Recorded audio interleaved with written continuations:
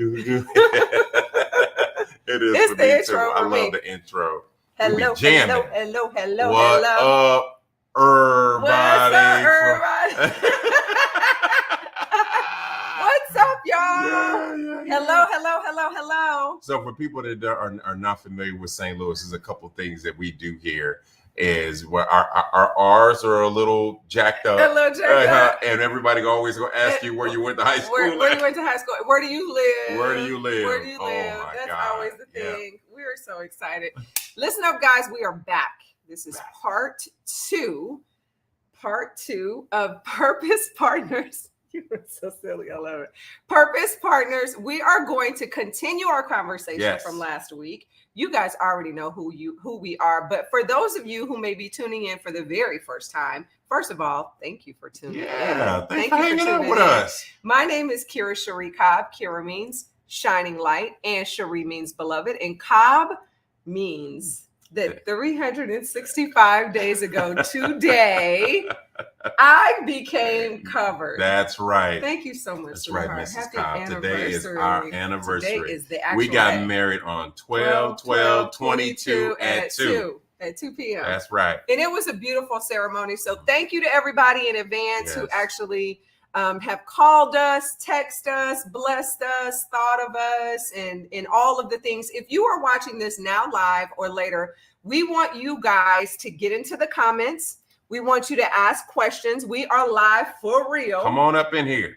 And we are going to have some really great dialogue. Part two, Purpose Partners, on courtship, dating, and covenant. So that's what we're going to be talking about tonight. Today is our actual anniversary. If you are watching this and you know someone who desires to be married, somebody who may be engaged, somebody who may be single still, somebody who may be just married or been married a long time and they just need a refresher. Either way, we want you to tag, share, do all of the things. Put this out in the universe because it's not really about us. No. Marriage is God's idea. This is his idea. It's completely his idea. So before we get started, we're going to do something very important, which is what couples should do every single day together. As we're going to pray. We're going to pray. Go ahead, That's baby. Right.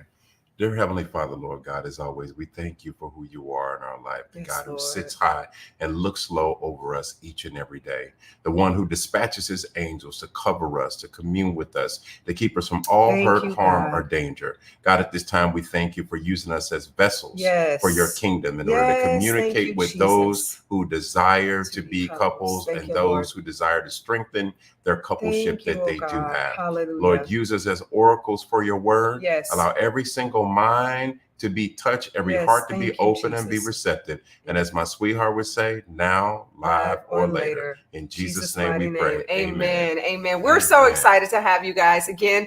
Cedric and Kira Cobb, Purpose Partners. This is part two. If you missed part one, you can go and check it out on our YouTube channel, which is right now Kira Cherie. You can also go back to our Facebook pages and rewatch it. I think we had over 1,000 views, which I thought was pretty cool. That's pretty cool. I thought it was pretty cool. Okay, so let's dive right in because we got a lot to cover. And y'all see them roses back there. Y'all see the roses? Y'all get in the comments and talk back to us tonight. Guess who brought me roses today? I love it. My husband. But baby, tell them what I did for you. So I was trying to surprise him and he was trying to surprise me, y'all. Yeah, so look, I come in the house with the roses. I'm like, let me go ahead and surprise her with this beautiful bouquet of flowers. And I come around the corner of our bedroom and she's standing in the middle of the bedroom with this light glowing on her with her wedding gown on. And babe, you look just as good in it today as you did a year ago. Thank you so much. You blessed my whole soul with that. Sweet. Thank you. Yes. I appreciate that. We could maybe make that a ritual. Yeah. I thought that was so I put my dress on and you bring me roses. Okay, yeah, we can do that. I bring you something. You bring me something. I can bring you something. We love to love each other. And we want to encourage you guys. If you are married and you may be in a slump, it doesn't take a lot to really just appreciate one another. It really doesn't. And I'm really glad that we have a healthy course of that. Yeah. So I know we're going to get into it, but baby, can you tell the people who are watching now, live or later, get in the comments, y'all. We want you guys to ask us questions. Yeah. We are talking tonight about courtship, dating, what's the difference there, and covenant. Right. Because marriage is God's idea. So tell us, baby, what are purpose partners? I love it. So the way I understand purpose partners, because God gave me that, and it is, you may have your own individual purpose that God has revealed to you that you're doing. You're out here rocking and rolling and doing your thing, and you're just walking with God like how Adam was. But Adam had his own individual purpose, but he also had a specific purpose for him and Eve to do together. So you may get given your purpose and you're walking in it or somewhere close to it, but then here comes this rib of sorts, right? And it says, and then from that point, it's like now there is a purpose that God has given to you two together. And so when we talk about purpose partners, we were actually dating. We were in courtship. Were we? We were like right on the edge. Was right on the edge. I think we had moved from dating to courtship. That's right. So one day she asked me, just out of random, it seemed like, she said, "Hey, has God revealed anything to you about what our purpose is?" And I said, "So interesting you would say that, because in my prayer time a couple of days ago, he did reveal that to me." With the prayer time. He did reveal that to me. And what it was, because I'm like, God, I got to get this right. Got to get this right. And so he's like, "I got you, son. Right. Here's what you need to do right here. Execute." I love it. I'm an athlete. I know how to execute. Yes. So he said that you guys actually sit at an intersection. And so our individual purposes, yes. Purpose together is our intersection is marketplace ministry. We do a lot of business. We own a couple businesses. We do some things on an executive level as well. And we give all honor and glory to God. And we do it with his principles to do that. It's marketplace ministry. And then the other part, the other piece that make this intersection is being advocates for singles who desire to be couples. Being advocates for singles who desire to be couples, which brings us to this purpose partner. Now you may say, "Well, wait a minute, I'm a couple. I'm a couple." All right. Well, you can be a couple, but guess what? Sometimes we do bring a little bit of singleness into our relationship, but we identify with it from time to time. And no matter how long you've been married, how awesome things are going, you can always use a refresher. Right? Or you can do what we're doing, because we want to learn from you too. Absolutely. So make sure you get in the comments, ask us questions. If you have resources, if you have guides, if you have things that you might be using, maybe you are a well-established couple on here, and we got some people to shout out, but we're going to do it towards the end. We want to be able to learn as well. Like that, I believe, babe, was like the one thing that you led with, and I'm trying not to get ahead of our questions. It's okay. That was so intriguing to me, because I remember when I was single, and if you are a rising Ruth out there, you are preparing yourself to be a wife, or you're a wife and you're preparing yourself for covenant. I would always say to God, he has to be able to teach me. He has to be able to lead me. And that was so important to me. So the fact that you brought that into the relationship, and really it was a part of the foundation of what we did. So ask us questions, put them in put the questions in the comments. And here is the very first question. What is the difference between dating versus courtship? And before Cedric explains it, I had never heard of modern day courtship. Like I used to hear my family say, they coating. They coating. Oh, did you hear such and such was coating? And not courting, coating. They was coating. And so, even if you watch like historical pieces, right? Yes. Courtship was this very intentional thing. It was guarded. Yes. Because there were always chaperones and people involved. There was a lot of respect that was put on that. A lot of research. Was happening. A lot of protocol was going on. But then in 2020, in 2021, 2022, ain't nobody courting no more. We just kicking it. Well, baby, what is the difference? What's the difference? If people are out there right now and you really want to encourage men and women our brothers and our sisters, tell us what's the difference. How do I know if I'm being dated or if he's actually bringing me into a courtship? Well, I'll tell you, I think that dating for many people brings about an extreme world of confusion.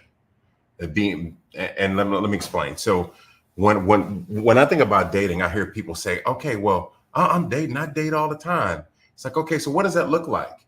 Dating is looking like we're going to the movies. Mm-hmm. We're grabbing something to eat. Mm-hmm.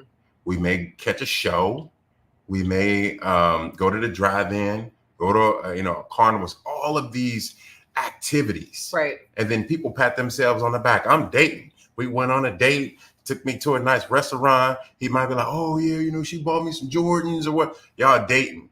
But really, truth be told, you guys don't really know each other. You've not really done anything together. You've not been intentional about really, truly getting to know each other. Let me give you an example. You take two high performance people like us. Mm-hmm. We're busy. We're working 40, 50, 60 hours a week. We're still raising kids separate and apart from each other. You living in Kansas City. I'm living in St. Louis. We get together to go on a date to go to the movies. Right.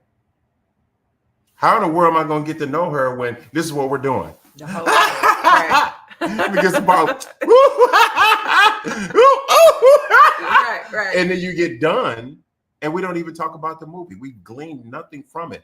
But we spent 2 hours together and some change being entertained, and we forfeited the opportunity to get to know each other better. That's so good. It really is. And then the other one is I believe that when you look at dating versus courtship means that you're beginning with the end in mind. Uh-oh. The end in mind is that I am a husband. Right. So since I am, therefore I am looking for not a wife, but I'm looking for my wife. I love it. So with that, there's a vetting process, mm-hmm. and the way that we interact with each other is that of me respecting you. Yes. Because of the way I'm courting you. So then look at it this way. When you're in courtship and you actually respect each other in this way because it's so intentional, mm-hmm. then what happens is even if it doesn't work out, you still feel valued throughout the process. So it shouldn't be, I got dogged out, mm-hmm. he cheated on me, he ghosted me, he gaslighted me, he did all of these different things that happen.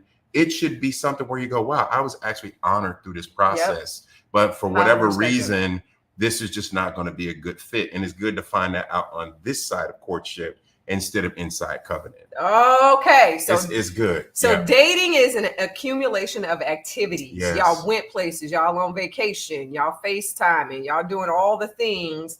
But courtship is an intentional learning. I want you to put that in the comments. Yes. Courtship is intentional learning of each other, and it terminates to covenant. That's right. So I will tell you, well, here's the question. I can't even wait to get to the question. I'm so excited to tell the story. Go, baby, go. If you're watching this now live or later, get in the comments, say, hey, Kira, hey, Cedric, what's up? What did courtship look like for you guys? Mm-hmm. Here's what it looked like for us. So we went on a few dates. Yes. Actually. Yes. So we saw each other in person. Mm-hmm. There was traveling that happened. Yep. Saw each other in person.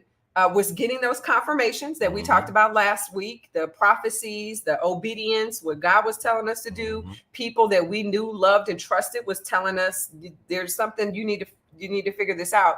So Cedric calls me and we're talking, and he's like, I am ready for us to move into courtship. So I'm in Kansas City and I'm like, first of all, y'all, I'm going bananas because prior to being in courtship, Kira was in consecration. What's consecration? Consecration is carpet eating.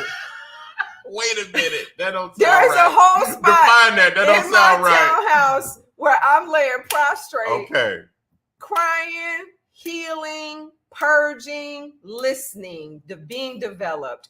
I'm on the carpet. I'm literally stomach to carpet, mm-hmm. face to carpet, and I'm just having it out with God, and God's putting himself in me. So that's what I call carpet eating. I was in consecration for months.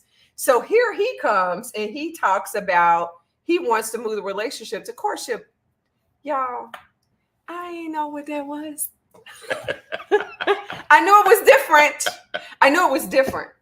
Because last week I talked about an elevated language. Yes. And you brought that to me. You brought covenant to me. You brought marriage-minded man and wife-worthy woman. Yes. You brought those things through leadership. And so, long story short, he explained what courtship was, just what he just did.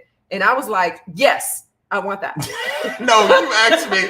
You said, so what are we doing? I said, "Is there a syllabus?" You said, "What are we doing?" And said, "Well, babe, I'm on my way to it. I'm gonna be down there to see you in a couple 3 weeks, right? Yes. I scheduled the date when I was coming." You said, "Well, is there a syllabus? I do I really know exactly what I'm?" I didn't know what to do. Not a syllabus, Jesus. Not a syllabus. Yes. Not a syllabus. So I gave you about the best syllabus I could give you, and that was. Wait. You said wait, and I was like, well, you don't gotta come to Kansas City. Yeah, you can tell me now. Like, it's a yes. I want to do it. Sign me up for the courtship. So then what ended up happening? He said, God. I love you for this. Mm-hmm. He said, I respect you too much to do this over the phone. I'm going to come to Kansas City because I'm very serious about you. Ooh, if you are listening, Rising Roofs, you don't have to be confused, sis, about what his intentions are with you. Matter of fact, you don't even have to ask a man what his intentions are with you. He will demonstrate. That's facts. He drove to Kansas City. He was in my home maybe 20 minutes. And he said, I want you to come over here because I was nervous. I knew he was coming to ask me to do something I don't even know what I'm supposed to be doing in the courtship. And he said, I want you to sit right here on my lap. And I sat on his lap very respectfully. And he said, I want you to get comfortable with saying, I know you said, I'm messing it up. I'm so excited. Uh-huh. He said, I want you to get used to saying yes to me. That's what you said. That is. And then you asked me, you said, Kira Cherie, will you enter into courtship with me? And I said, yes. Mm-hmm. So at that point, we moved from dating into courtship. And she had 2 more yeses. I had 2 more yeses. I'm gonna need 2 more yeses. So courtship to me looked like 3 yeses. 3 yeses. 3 yeses. One yes is a yes into courtship. Yes. Right. Understanding that it's going to terminate to something based off how it goes. Right. And that should go to engagement. Yes. So I need you to say yes when I get down on this knee into this ring. Yes. And then the third one is say yes on stage before all of my friends and family that you will be my wife. Yes. That's what it looks like to me. It's 3 yeses. It was 3 yeses. Mm-hmm. For those of you who are watching now live or later, this is so good. We're going to try to remember that y'all here. We be like this all the time. All the time. So that's what courtship looked like for us. One of the huge pieces of courtship was our foundational blocks. Yeah. And so this is what we actually did inside of courtship. This was that intentional learning that Cedric brought to the relationship. Ladies, I want you to hear me very, very good. All of the preparation that I needed to do before I met Cedric was so important because by the time we got into courtship, that was not my moment to be trying to get myself together. Oh boy. Okay, we got to tell this one story. This is so good. So check this out. So I have a lot of sisters, okay? A lot of sisters out here. And, even other ladies say, oh my God, Cedric, you got any friends? Or where are all the good men at? Or whatever it may be. And I said one day, you know what? I do know some good men. You looking for a good man? Here you go. His name is Charles. His name is Charles. Charles got good credit. He got a nice car. He got his stuff together. He got a bunch of kids. He got a bunch of kids. In and out of jail. He's looking for his wife for real. He ready. And if he can get it through a referral, like somebody like me, he got a good relationship with. Yeah. He'll be ready to rock and roll. And Charles will be over your house tomorrow at 7:00 p.m. to pick you up for your first date. Now, How do I know if you ready? Is what you do from the time I tell you that to the time you go out on the date with Charles. Right. You cleaning up your house. You ain't cleaned since COVID. See, you trying to lose 30 pounds overnight. Okay, help. Right. Help. I didn't have time to do none of that. Yeah, no, none of that. No. None of that at all. You're like, okay, my God, I got okay, I had to get my credit together. Yeah. I probably should go back and finish school. I probably should da. You can't do that in one night. In one night, you can't. So when we talk about, you can't do it in a month. Oh, Jesus. You really can't. So when you talk about what it is you desire, is it, are you even ready for that thing if it showed up today? Right. If it showed up today. That's so good. Somebody put that in the comments. Are you ready for the thing that you desire if it showed up today? Oh, it just breaks my heart because I know many of us wouldn't be. We wouldn't be. Yeah, we wouldn't be. Okay, let's make sure we try to stay on target because we actually going to dinner, y'all. Yes, I am taking this lovely lady to the nicest restaurant that one can afford. We got a reservation for 8:30. 8:30. Okay. 8:30. Okay. What foundational blocks did we build during our courtship? Wow. I put some on here. Yeah, Respect was a huge one for us. And I love that it's a foundational block because literally every day we have to stand on that block with each other for one thing or another. Fluid communication. That part. Right. So that's a whole new concept. Fluid communication. Yeah. Because it's a lot of times it's just like one and done. Right. And people just want to, oh, well, we talked about that already. No, you need to keep talking about it. That's what fluid means. That's exactly right. Yeah. Attraction was something else that we built during our courtship. What? Oh, y'all can see that? Let me give you an example of what that looked like. Of course they can see it, babe. They can see everything. This is what attraction looked like during our courtship. So we dated long distance, but every Saturday night at 6 o'clock, without fail, we had a Zoom date. Virtual date night. A virtual date night. That's right. And what I would do, ladies, if you are listening now, live or later, I would actually get myself, my physical body, my room, whatever I was going to have prepared as if I were going to see him in person. So I'm doing head to toe.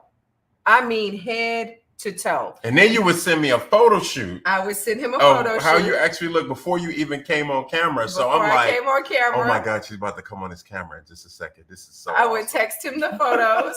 And in the text, I would say, keep dating me. It pays off. So I would send him a photo of me. He loves me in high heels. So I would put on the high heels. I would show him a picture of the high heel. And I'm not talking about sexual pictures. And we're going to talk about that too. No, not at all. I'm talking about nice, clean. You're going to take me pictures out. I can show y'all right now. Absolutely. Yeah, and it wouldn't be a problem. And so keeping that attraction going even throughout the courtship process. And then we established spiritual habits. I think for the first 90 days, it may have been a little bit longer. Every single morning when we would text or when we would pray via phone, right? I would honor him. Yeah. I would honor him. And some days I maybe didn't even feel like it, right? But I was getting myself in the habit of starting my morning honoring my husband. We weren't even married yet. But I would find things that I loved about Cedric, and I would verbally say to him, good morning. Today I'm honoring you, and here's why I'm honoring you. And some things I would start with, and then some things the Holy Spirit would say, speak this over him, say this to him, bring this up, encourage him right here. We were building spiritual habits. Another habit that we have that we still do to this day, almost 2.5 years later since we started courting, is praying together on Sunday mornings on his way to church. And we pray in the morning anyway, right. But on Sunday mornings in particular, because of the assignment that's on your life. We live in the same house. We often wake up praying on Sunday mornings. We pray and getting dressed. But when he leaves the house, when he gets in his car, I always call him. And I begin to pray over him, and I ask God to cover him in his ministry assignment. Those spiritual habits, that stuff ain't gonna happen after y'all get married. No, you got to bring that right on in. Yeah. Because Miles Monroe says there's no miracles at the altar. Right. Meaning that if this is the altar, okay, and then this is you, and you come to the altar, many times we think, oh, everything's going to be different when I cross over the altar into covenant. It's not. Whatever you bring in from this side, you're going to bring it on in over here. It's coming over to the other side. Yeah. Guaranteed. So you're right. Those habits make all the difference in the world. And guys, I'm going to tell you, to be honored in that way is very, very uncomfortable. Although many times as men, we say, well, we want to be respected. I want to be honored. I want to be regarded as the king and the priest of my household and all that. We want to do that. And then all of a sudden you get it. And you're like, whew, wow, this is a little overwhelming. Yeah. That level of honor in that way, when you have a woman that you respect so much to give you that level of affirmation, that level of love and encouragement and nurturing, just like, I just honor you for who you are. I see you, those type things. As a man, you get off the phone like, clutch my pearls. Like, oh, Lord, like, who is she talking about? Yeah. Oh my God, I gotta live up to that, that type thing. Right. Even though you may be living up to it, but to be able to hear it from a sincere place is nothing short of amazing. So for men who desire to be honored, and you have a lady who does it, get ready. Yeah, because it's gonna be uncomfortable. Well, baby, that's so good. And I think the other part of it is not that it's a mind trick, right? Like, let me say these things about him and then maybe he'll be these things. I think it was less about me wanting to make sure that you were honored and more about me building the muscle of actually being your wife. Yeah. Yeah. Like, I wanted to make sure that I'm ready, I'm healed, I'm whole, I'm complete, but now there's a man that's here. So that all of that bravado that I used to have, that masculine energy that I was forced. Yeah. Let me just stop right there. Come on, say it. Because that is such a hard area for us as single Christian women. If you guys are watching this now, live or later, please get in the comments. Please share, please talk, because this is such a vital conversation that we're having right now. And we're in the season where people want a ring for Christmas. You don't get it Christmas, you're going to want it on New Year's Eve. You don't get it on New Year's Eve, you're going to be expecting it for Valentine's Day. And then you have this level of disappointments and breakups that happen. And I'm telling you, the worst thing that can happen to you is you can get something that you are not prepared for. My God. And preparation is not this massive consumption of a wedding album. It is truly character behavior. Yes. It is building something. And it is more than this fantasy of how often we're going to have sex and what we're going to do and where we're going to drive and where we're going to live and what vacations we're going on. And I'm going to do him like this and he going to do me like that. All of that stuff is so shallow. Yes. It is so superficial, and it is not going to be a foundational block for you. I want to get to this because I know we can stay here so long. But another foundational block that I felt like we built that we still do to this day is acts of service for each other. That's true. Yeah, that's true. I would say, to sum it up and make it very, very simple, it is to always, and yes, always is an absolute.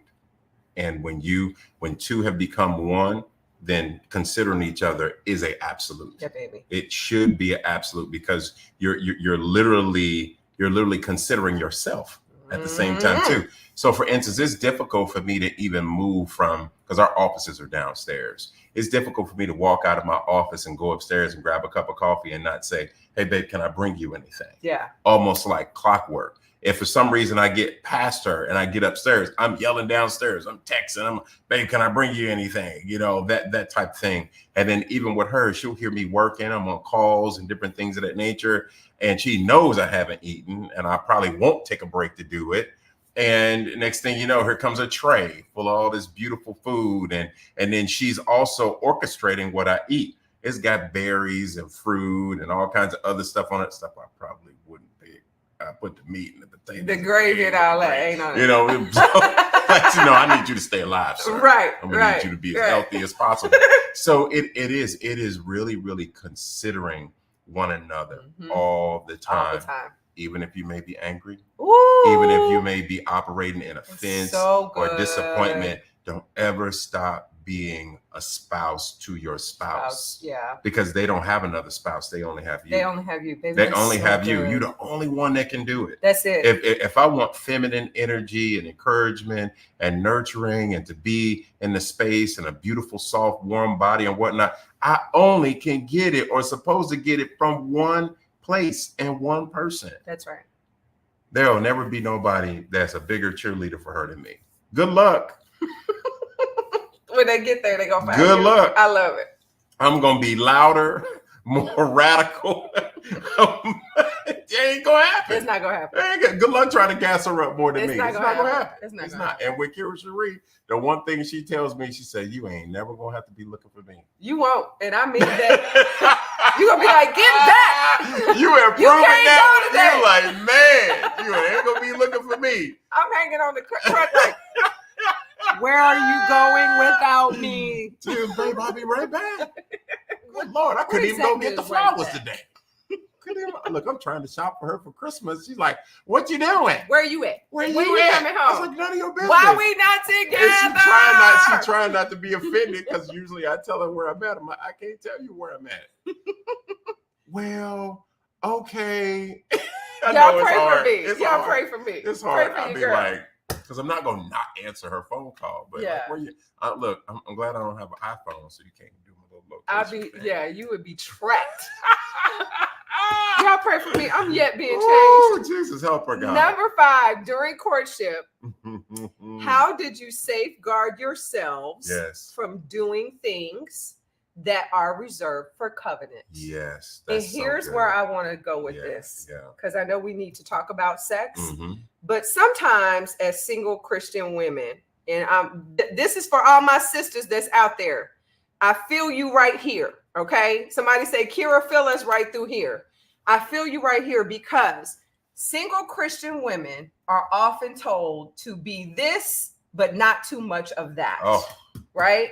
We want to know that men want to know that you are that you're sexy, but don't show too much cleavage. Okay. We want to know that you know that you desire to do these things, but don't look like you thirsty. I want to know that I can count on you financially, but don't be throwing it up in my face. It's always this little thin line as women that we are forced to walk down. Like, I want to know that you're secure, but don't be over talking me. So we have to really determine, like, how much of myself or how much should I do so that you really do know that I'm a wife and you really do know that I'm your wife without doing too much. Right. How did we safeguard ourselves from doing too much? I'm going to say this, and then I want you to help us out right here, babe. One of the things that I knew was there were certain things about me that I wanted him to know. I wanted him to know that I was financially secure. And the way that I did that without, let me show you what I got in my bank, or every time we turn around, I'm like, big bank, my credit is such and such. And here's what I got in the bank. And here's what I'm making. And here's how the business is doing. Like, I didn't want to lead with that, but I also wanted him to know that I don't really need his money in order to maintain the lifestyle that God has given me in that moment. I was living fairly well, nice area, nice home, nice vehicle. God was clearly taking care of me. But I also didn't want him to feel like I'm bringing a bunch of debt to the table, or I'm gonna be, all in your pockets. You've been on TV and what's up. I know you famous. I heard about your deal with old boy on Shark Tank. I had to really determine what areas of myself do I want to be able to demonstrate to him I'm actually secure in this area without doing too much. Yeah. If there was a moment where he came to town and he needed something ironed, I can iron that for you. Let me do that for you. Yeah. You know, if there was a moment where we were sitting around watching a movie or something and, you know, the dishes needed to be picked up, I can get the dishes this time. So these are ways, ladies, that you can demonstrate, I know how to keep a home.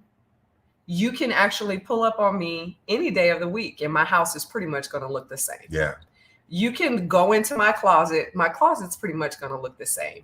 My car's going to look the same. So these are things that I didn't have a problem checking, but I'm also not saying, bring all your laundry over here, boo, because I want to keep, you know, I'm going to make all your meals for a whole week. And all you got to do is just go in the refrigerator. Mm-hmm. That's the trick. I think that sometimes women get into that, you know, you can get sex from me, but you can't get a ring from me. Yeah, there it is. Yeah. There it is. So I could talk about it a lot, but There babe, it what do you feel like are some things that people can do to safeguard their courtship? Well, I think about it more like, and some people may not like this example, but I think it's the closest thing I can get to it. Everybody knows what it's like to be on a job and desire to be promoted. And you want to be promoted. And very, very, very rarely. I've held a lot of executive positions. I ran markets where I had 5 different states and 22 stores. And I've done all kinds of different things. I've hired, promoted, and fired hundreds of people over the years. And I understand the process of getting promoted. I was very good at it. I think about every promotion I've ever gone after, I've gotten, you know, and some of them I didn't ask for. But what the rhythm of that is, if you're working as, let's say you're a vice president and you want to be a president, you, even as a vice president, you have to exude the capabilities and be able to demonstrate the characteristics of being a president before you ever get that position. So with that, when a woman says, well, I'm not cooking you no food. You haven't made me your wife. Or there ain't no guarantees that you gonna do that anyway if you do get a ring. Okay. So how do I know that? And then it's like this level of withholding. I'll say this. If one of the things Kira said to me early on was, she says, dating is hard for me because I'm a wife. Yeah. And I said, I understand that, because dating is hard for me because I'm a husband. Yeah. And as a husband, I've encountered people who are takers. They're good with taking. Oh, this is so good. I've been waiting for this and da, da, da, da. But it's like, well, where's the spirit of reciprocity? It's often not there. And I had to learn that in therapy. Yeah. Where it was like, Cedric, you just give all of you, and then you be like, okay, give me something back. They be like, yeah. No, that's not I just want to receive. Yeah. You want me to give something back? And then you stay, and then now you're like trying to show and prove, Jesus, I'm worthy of you giving back to me. And next thing you know, you may be looking at your self-esteem taking a dip. So when you are a husband, a marriage-minded man, you desire a wife-worthy woman.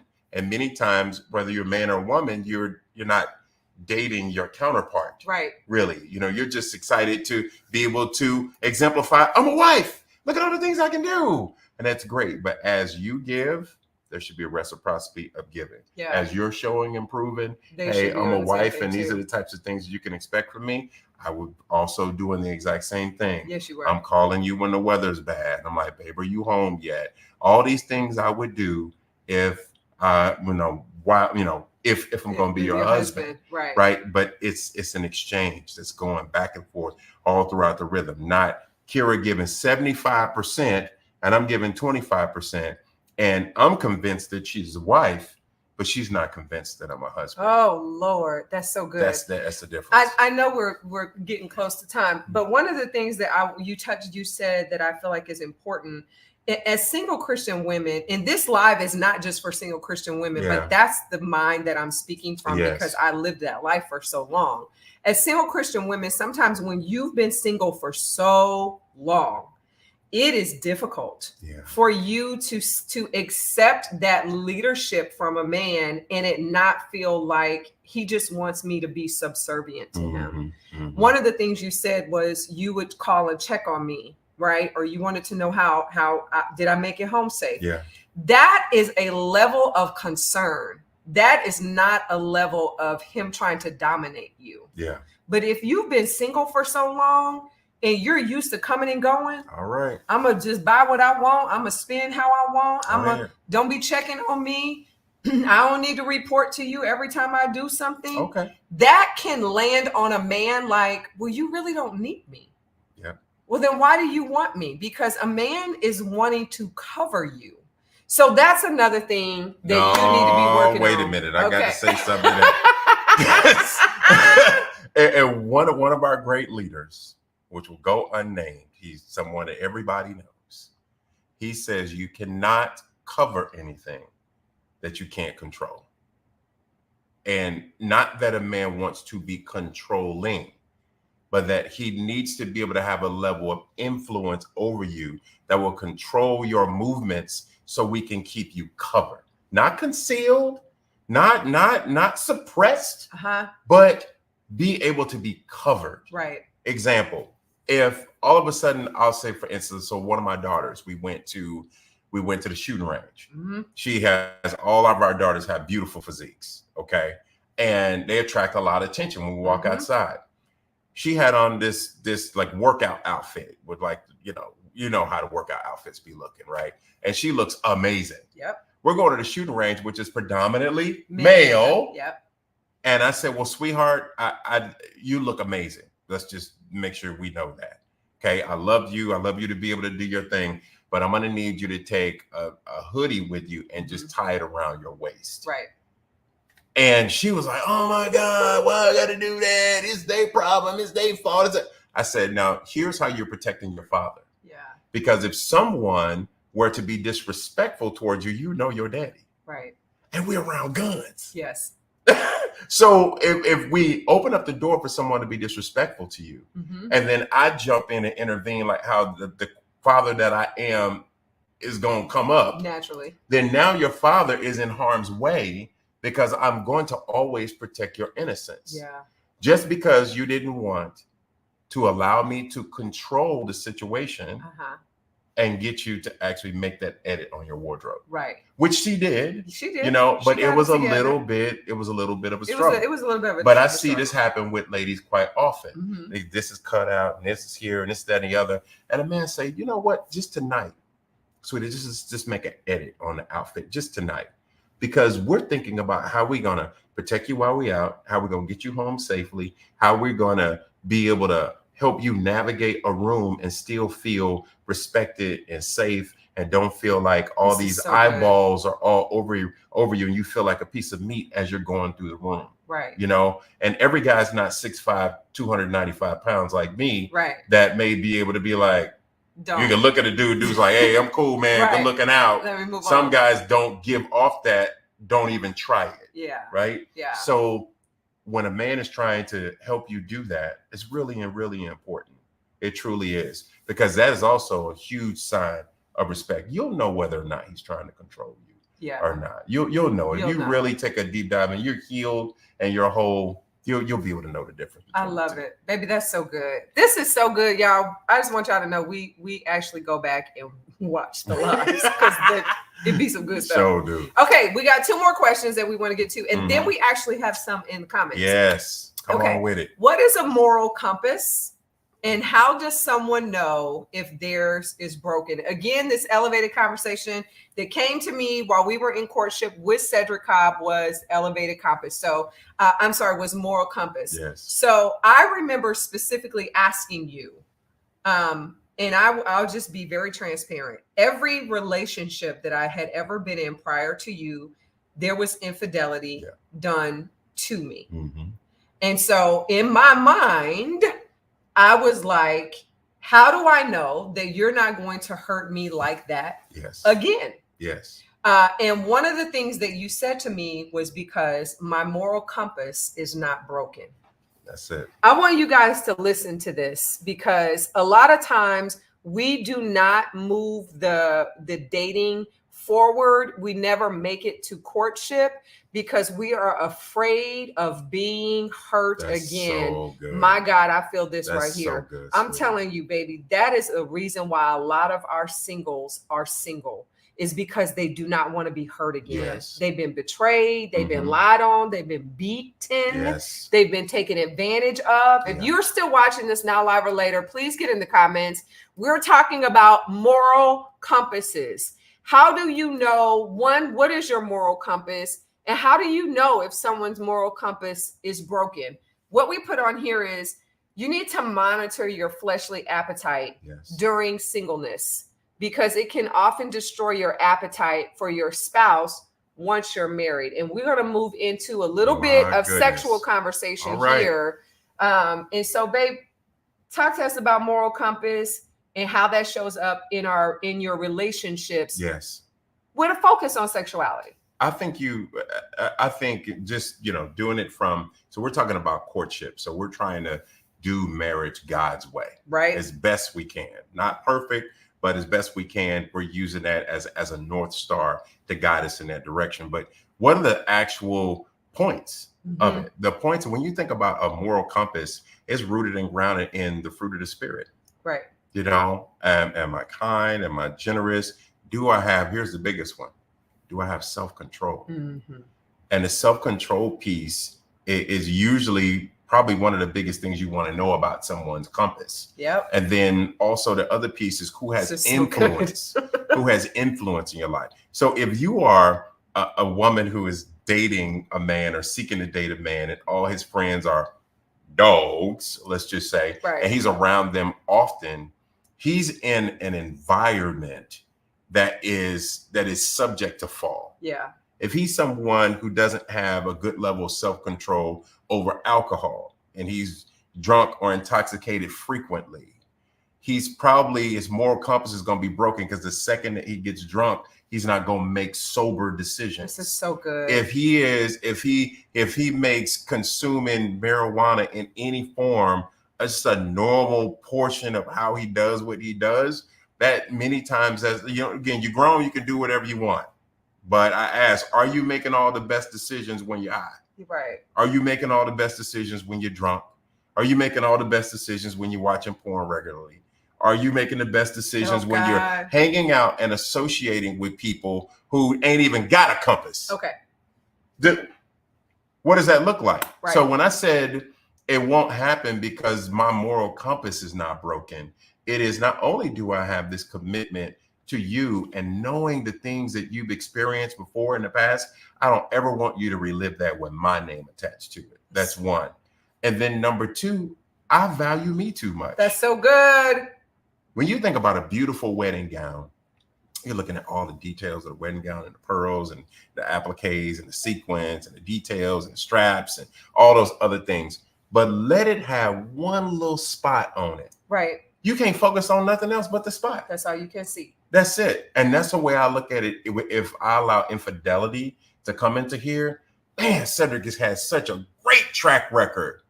But this spot right here, though. Right. I can't get my eye off this spot. And you don't know if it's even able to be rubbed out. Yeah. The stain be removed, or you just got to live with a blemish of that size for so long. Now, you may have forgiven it. Right. But me, I would just always be thinking that spot is in somebody's head all the time. So that has a lot to do with it. What is the man's mission statement for himself? Somebody please put that in the comments. When somebody values their reputation, even if we fall one time or two times, is that really that person?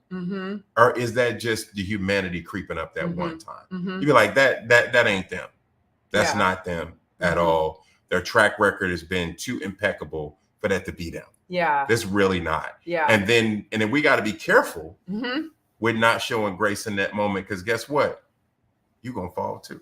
Oh, that I'm going to tell you right there. You're going to fall too at some point. That be the thing for me when it comes to us. Yes. Like, I am constantly reminding myself, it's gonna be your turn, ma'am, one day, and you gonna be wanting him to give you a whole lot of grace and a whole lot of patience. And I think that's so important what you said. I do. I think it's so important what you said. We love everybody in the comments. Yeah. Listen, we got your questions. We're getting ready to touch on that. But I do want to wrap this up, and I want to talk about the sexual component. Yes. And here's why I want to talk about it, because even as believers, we are subject. I'm talking about before covenant. Oh yeah. We are subject to not make it to the altar without having stepped into that space in some way, shape, form, or fashion. Yes. So the first thing you really want to do is you don't want to lead. You don't want to begin the courtship or the dating process with your body. Do not lead with your body.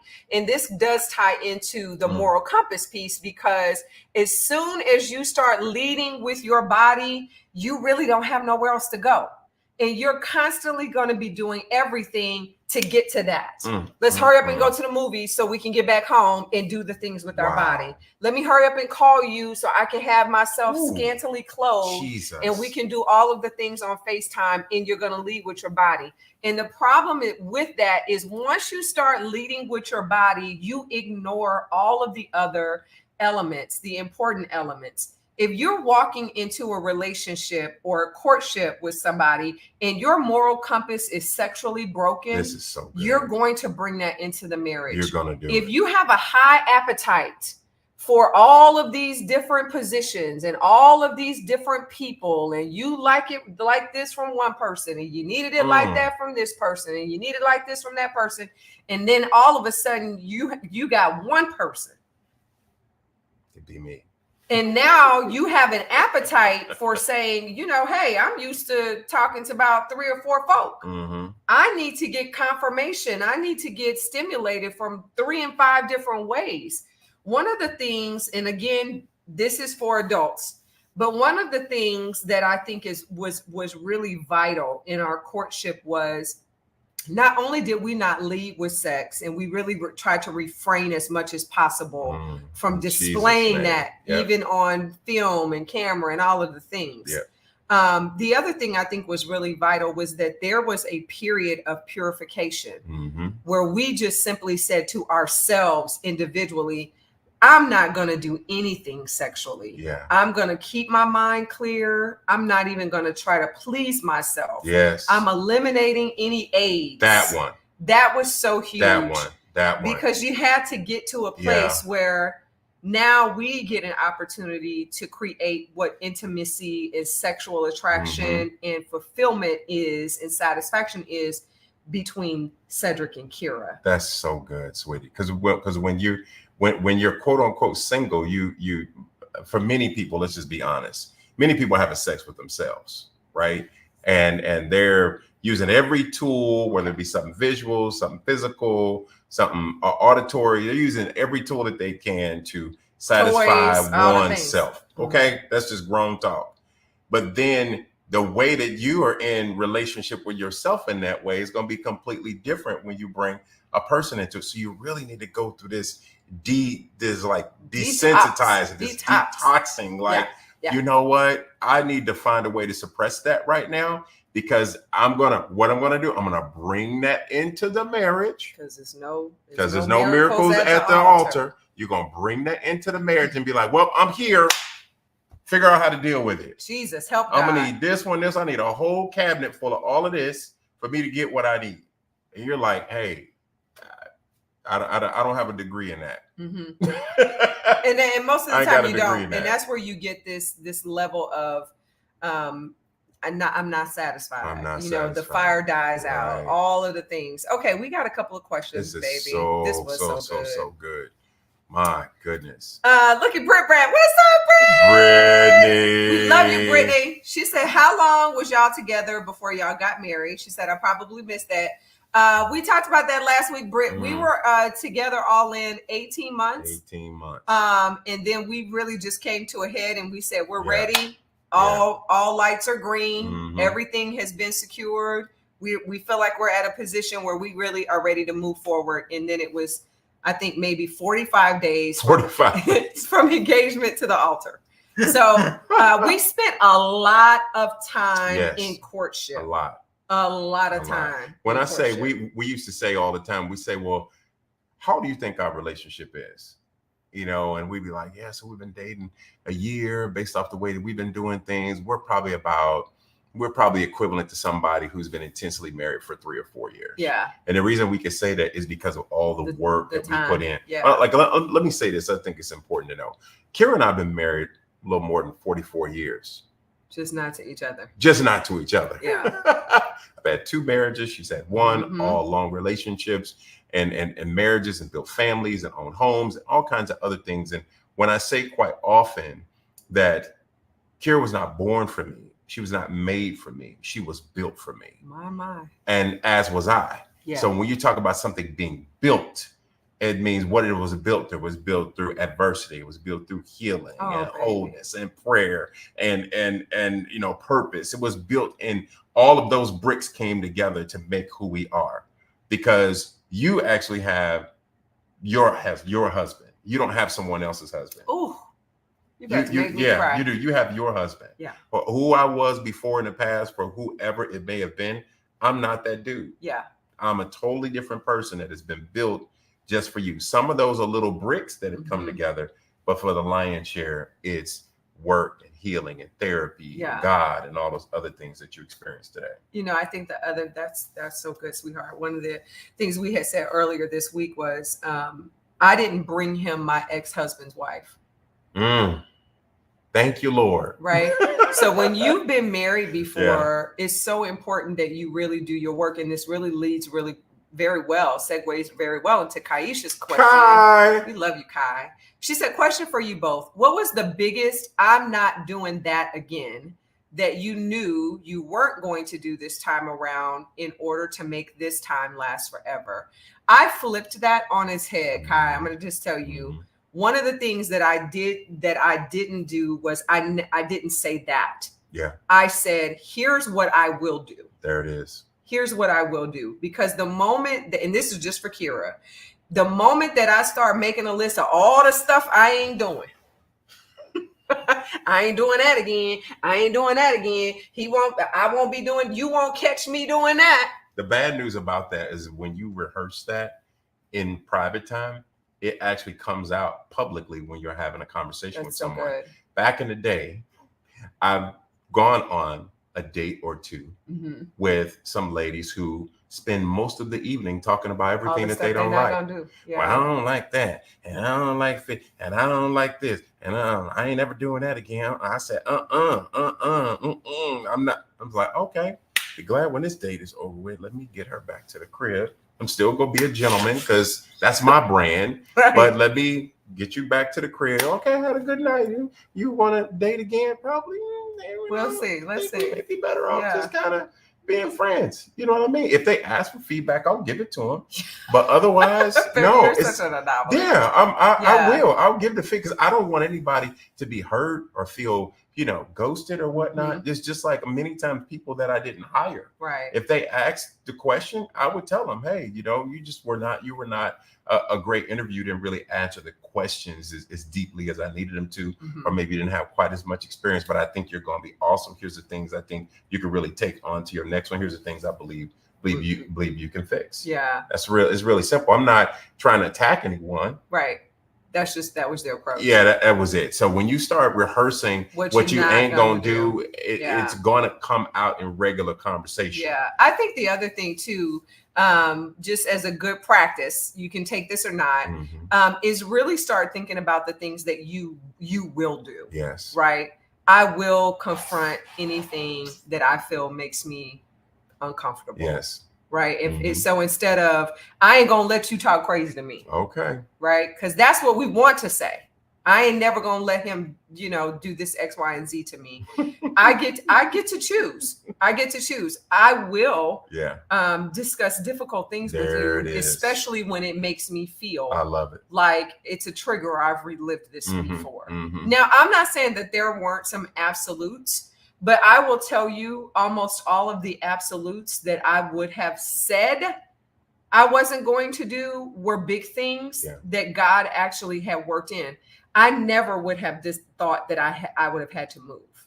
Right. That's a good one. Right. That was, if I was making a list of all the things I never thought I would have had to do, I would have put that on the list. Yeah. I was in Kansas City for 30 years, very well established businesses, friends, relationships, community, all of the things that were there, families there, all of the things. And then to know that God had my husband in a whole nother, not only in another city, but another state, y'all. I cannot tell you all the things I have had to change just to live in the state of Missouri, coming from the Kansas side of Kansas City. So I would say, instead of what were some of the things that I won't never do again, here's what I know I desire. Yeah. I desire to be in a relationship where I actually can trust you, so that I don't have to look in your phone. Instead of saying, I ain't never going to be with somebody that I can't get their password on their phone.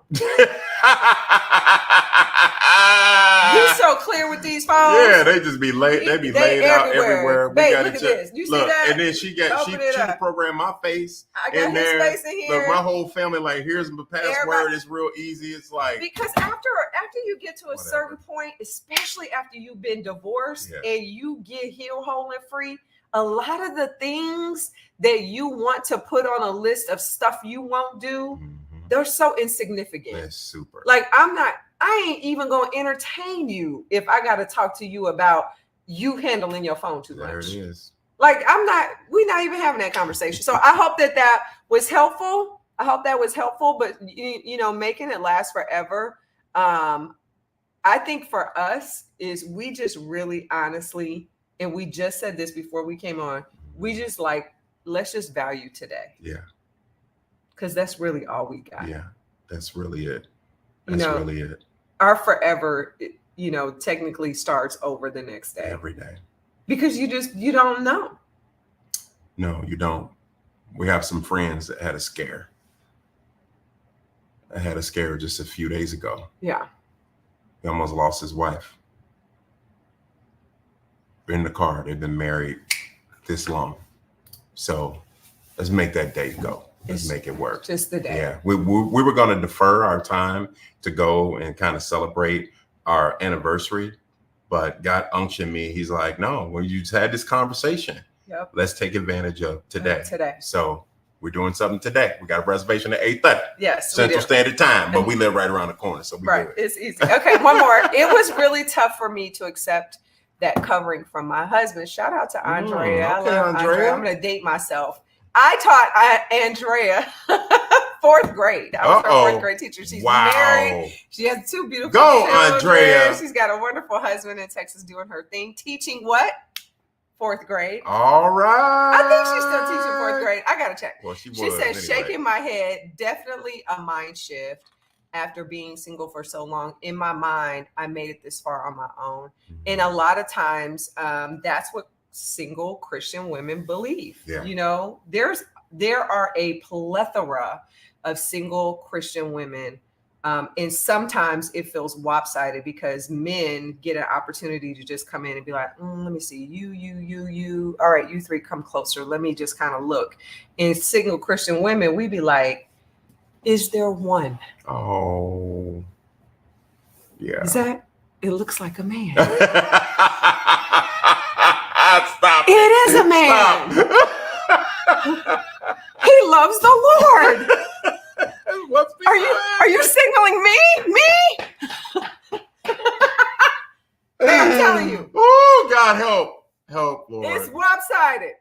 It is. It is. You're right. Men have this whole goo gob of women to choose from. Yes. And women are like, it's 5 of us. The Lord gonna send somebody soon. Okay. Yeah. All right, we're gonna get ready to wrap up.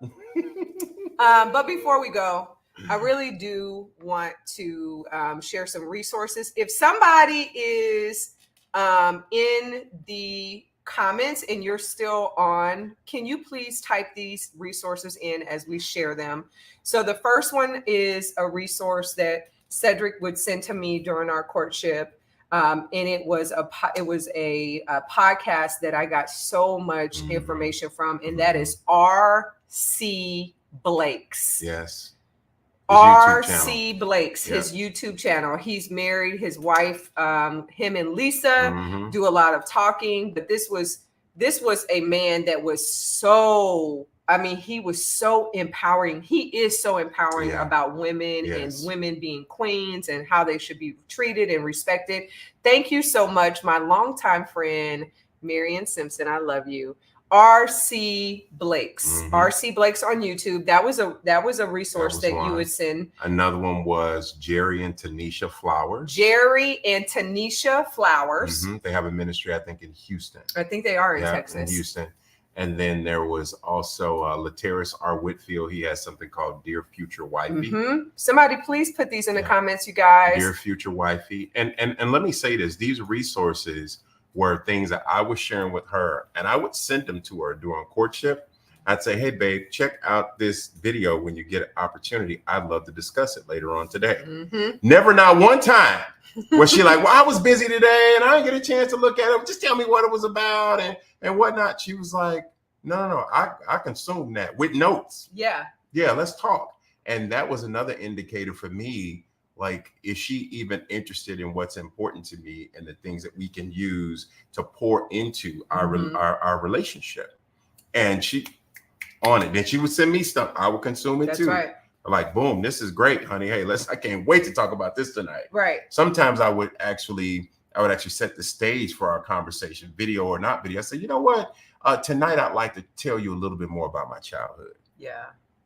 And then she would reciprocate. And guys, the easiest way to get someone to open up is for you to open up first. That's so good. You open up first, you come in and you just curate the whole environment. Yeah. You just condition everything when it's all said and done. And when you come to the table and you're not just honest, but you're transparent. Oh, we're going to talk about that next week. It's very, very difficult for someone to not reciprocate that. Now, when they don't, as my sweetheart would say, it may not be a red flag, but it's a flag. It's a flag. And you need to be paying attention. Pay attention to it. Right? Yeah. Another good one was a book that you had us to consume. Yes. Which was called, somebody put this in the comments, The 10 Commandments of Marriage. The 10 Commandments of Marriage.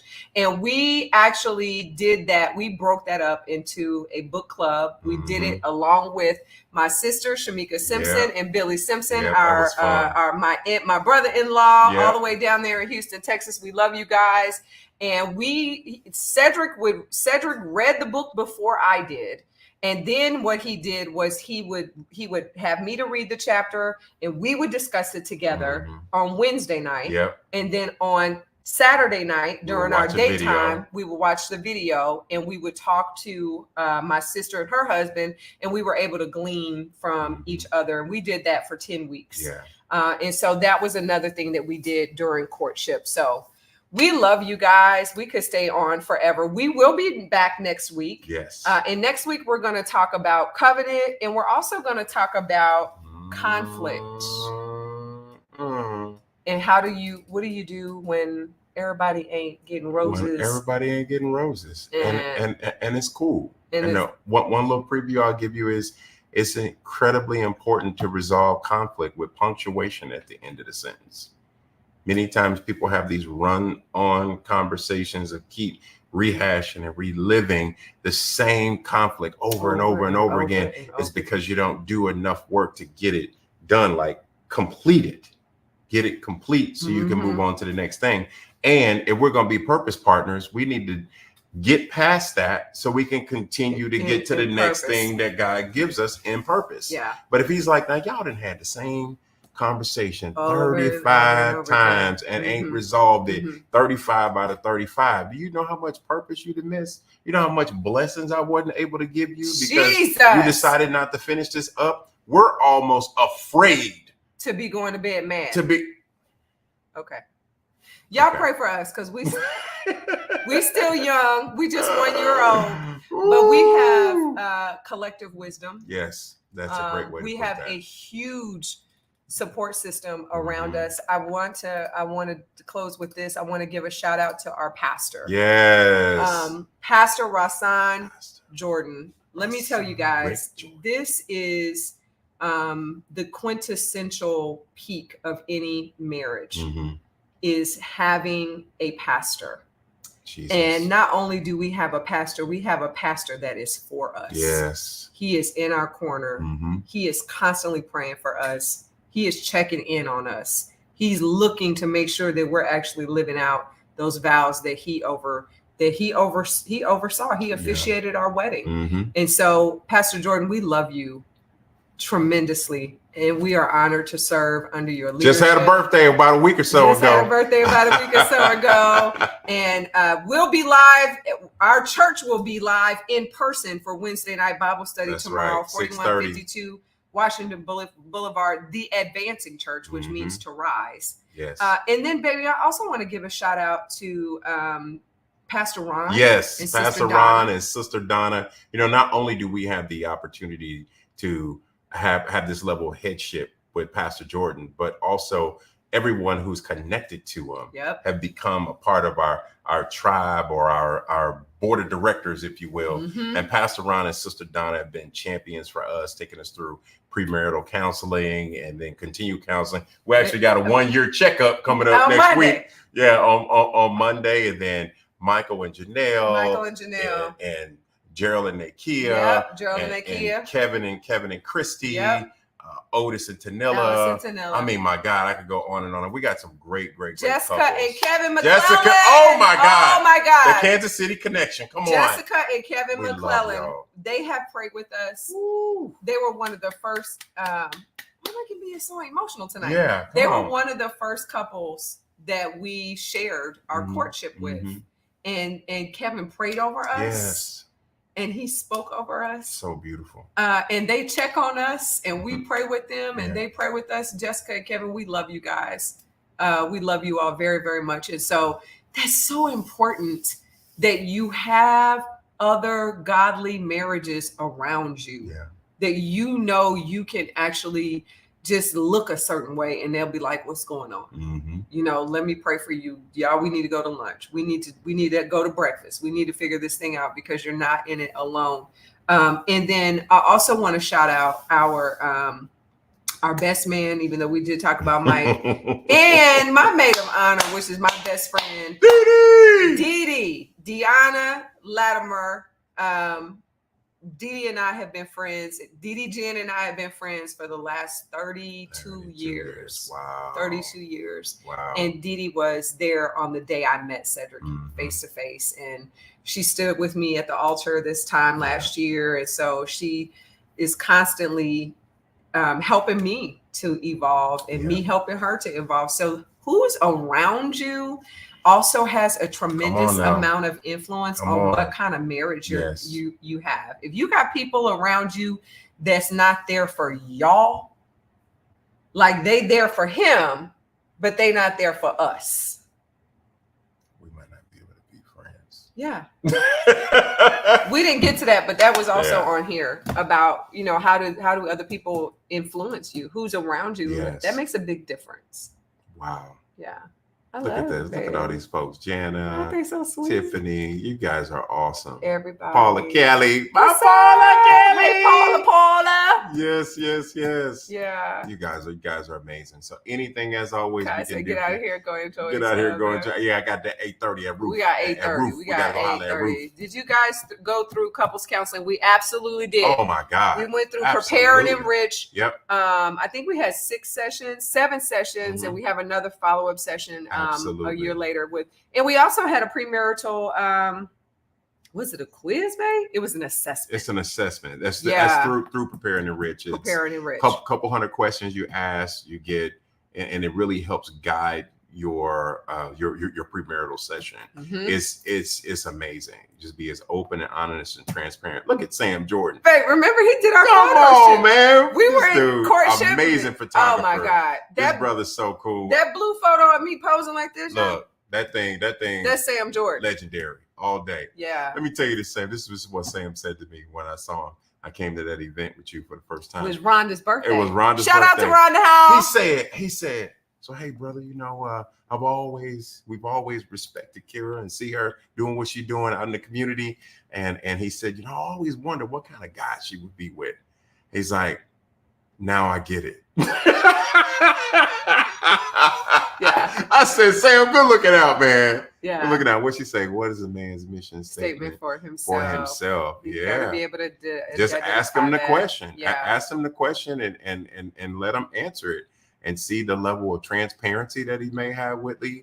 It means a lot, because if you're a helpmeet, you need to know what to help him with. Yeah. And if he's got nothing for you to help him with, it's gonna be there. Oh, our pastor and chimed in. Yeah. Come on, Pastor Jordan. Thank you. He says, blessed anniversary. God is definitely being glorified in your covenant. Thank in Jesus' Praise name. The Lord. He is an amazing redeemer. I tell you that. Amazing. Thank you so much for standing in the gap with us, Pastor Jordan. All right. We love you guys. We will see you next Tuesday. Got a reservation. Part 3. Gotta go. If the Happy Lord anniversary. Say happy anniversary.